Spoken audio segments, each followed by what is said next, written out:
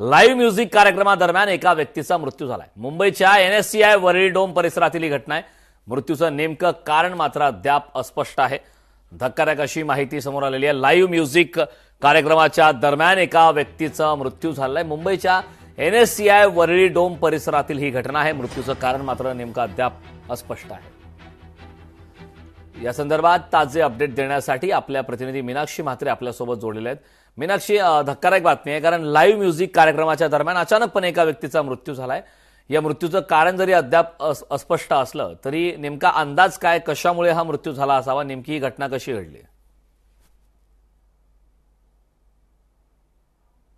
कारण मुंबईतल्या वरळी डोममध्ये हा कार्यक्रम आयोजित करण्यात आलेला होता। मुंबईच्या NSCI डोममध्ये लाईव्ह म्युझिक कॉन्सर्ट सुरू होता आणि याच दरम्यान एका व्यक्तीचा मृत्यू झालेला आहे।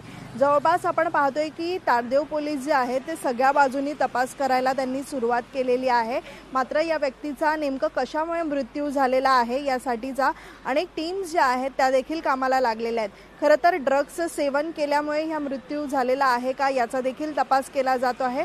कारण मागच्या काही महिन्यांमध्ये आपण पाहत होतो की मुंबईतलंच गोरेगाव इथलं नेस्को सेंटरमध्ये देखील असाच एक प्रकार घडला होता, जिथे ओव्हरडोस या ड्रग्सचं झालं होतं आणि या ड्रग्सच्या सेवनामुळे अनेक जण जे आहेत ते मृत्यू पावले होते, तर अनेक तरुण जे आहेत ते त्या ठिकाणी मात्र रुग्णालयामध्ये देखील उपचार घेत होते। मात्र ह्या सगळ्यानंतर आपण पाहतोय की ड्रग्सचं सेवन केल्यामुळे हा देखील मृत्यू झालेला आहे का याचा देखील आता तपास केला जाणार आहे। सध्या आपण पाहतोय की वैद्यकीय अहवाल असेल किंवा मग इतर जे रिपोर्ट्स आहेत याचा तपास जो आहे तो आता मुंबई पोलीस करताना पाहायला मिळतात। निश्चितच मृत्यूचं कारण अद्याप स्पष्ट नसलं तरी मात्र पोलिसांनी आता सगळ्या बाजूंनी हा तपास करायला घेतलेला आहे। करण, नक्कीच मीनाक्षी, खरं तर पोलीस तपासामध्ये काय माहिती समोर येते हे पाहणं महत्त्वाचं आहे। खूप खूप धन्यवाद या महत्त्वपूर्ण अशा माहितीसाठी।